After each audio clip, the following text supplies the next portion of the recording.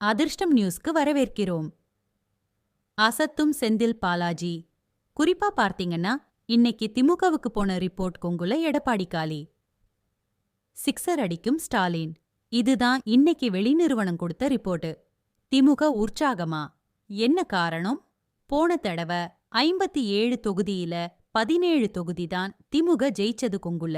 இந்த தடவ செந்தில் பாலாஜி சொல்லி வச்சு அடிக்கிறேன் அப்படின்னு கிட்டத்தட்ட ஒரு 40 தொகுதிகள்ல கன்ஃபார்மா இப்பவே ஜெயிக்கும் அப்படிங்கிறது தான் இப்ப திமுகவுக்கு வந்த ரிப்போர்ட்.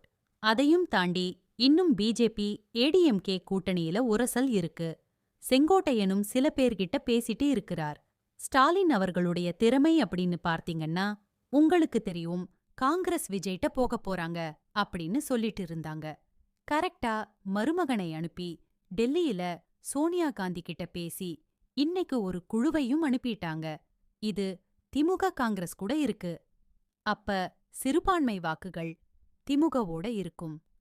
வேல்முருகன், தமிழக வாழ்வுரிமை கட்சி. அவர் ஏதாவது கோபமா இருந்தா கூட அடுத்த நாளே சீம் பேசி அவரை பக்கத்துல வச்சுக்கிறாரு. திருமாவளவன் சொல்லவே வேணாம். அப்ப திமுக கூட்டணி வலிமையாக இருக்கிறது. இந்த வலிமைக்கு காரணம் முதல்வருடைய அந்த அணுகுமுறை. ஸ்டாலின் அவர்கள் மீது 1000 குறை சொன்னாலும் அந்த விட்டு கொடுத்து போறது அப்படிங்கிறது ஸ்டாலினுடைய திறமை. கலைஞரே இத்தனை வருடங்களாக ஒரு கூட்டணியை மெயின்டெயின் பண்ணதில்லை. அதுல ஸ்டாலின் சிக்ஸர் அடிச்சிட்டாரு. கொங்குல வந்த ரிப்போர்ட்டால ஸ்டாலின் ரொம்ப தெம்பா இருக்காராம். நானே முதல்வர்னு ஆரம்பிச்சு விடியல் திட்டம் எவ்வளவு திட்டங்கள் இன்னைக்கு மக்கள்கிட்ட போய் பயன்பெற்றிருக்கிறாங்க. விஜய் எதிர்ப்பு ஓட்டை பிரிப்பாரு.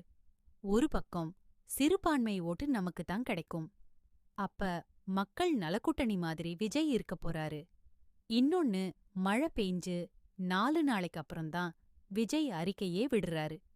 அப்ப விஜய் அப்படிங்கிறவரு அவர் ஒரு கனவுலகத்துல இருக்கிறாரு அப்படின்னு தான் இன்னைக்கு வெகுஜன மக்கள் நினைக்கிறதா ரிப்போர்ட் வந்திருக்கு. இதனால ரொம்ப குஷியில இருக்கான். செந்தில் பாலாஜி தொடர்ந்து அடித்து ஆடிக்கொண்டிருக்கிறார். ஏற்கனவே சொன்ன மாதிரி கொங்குல இந்த தடவ செந்தில் பாலாஜியுடைய அந்த வீரியம் திமுகவுக்கு ஒரு மிகப்பெரிய வெற்றியை தேடித்தரும் அப்படிங்கிறது தான் ரிப்போர்ட்டாம். உங்க கருத்தை சொல்லுங்க.